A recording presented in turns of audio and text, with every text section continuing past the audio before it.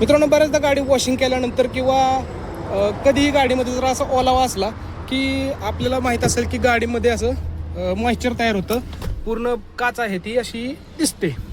तर त्या काचाला करायचं काय? बरेच लोक काय करतात, कपडा घेऊन कपड्याने पुसून काढतात. तर तसं करायचं नाही. आता ही तुम्हाला एक ट्रिक सांगतो की हे जे वाफ आलेले आहे, जे मॉइश्चर आहे ते 2 मिनिटात आपण कसं घालवू शकतो. तर सर्वात पहिले काय करायचं, गाडी स्टार्ट करून घ्यायची. गाडी स्टार्ट झालेली आहे आणि स्टार्ट केल्यानंतर आपल्या इथं एसी आहे, त्या एसीला चालू करायचं. कसं करायचं, तर पहिला फॅन चालू करायचा, एसीचा ब्लोअर चालू झाला, एसी चालू झालेला आहे.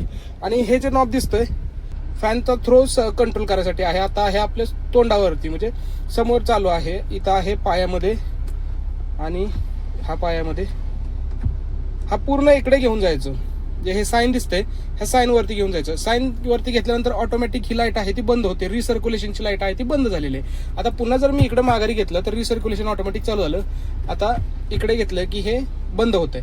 रिसर्क्युलेशन एकदा चालू झालं की तुम्ही पाहू शकता की काचेवरचे जे मॉइश्चर आलेलं ते एकदम झटपट निघून गेलेलं आहे.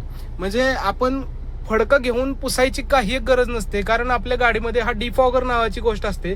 त्या डिफॉगरने आपण काचेवरची पूर्ण जे मॉइश्चर आलेले आहे ते काढू शकता. आणि हे असं मॉइश्चर बघा, तुम्ही बघू शकता की पूर्ण क्लिअर आपल्याला दिसायला लागले. मगाशी तुम्ही पाहिलं की या गाडीमध्ये पूर्ण मॉइश्चर आपल्याला जमा झालेले आहे. ह्या गाडीमध्ये आता पूर्ण मॉइश्चर निघून गेलेलं आहे.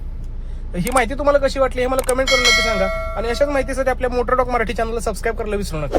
धन्यवाद. व्हिडिओ लाईक करून शेअर देखील करा.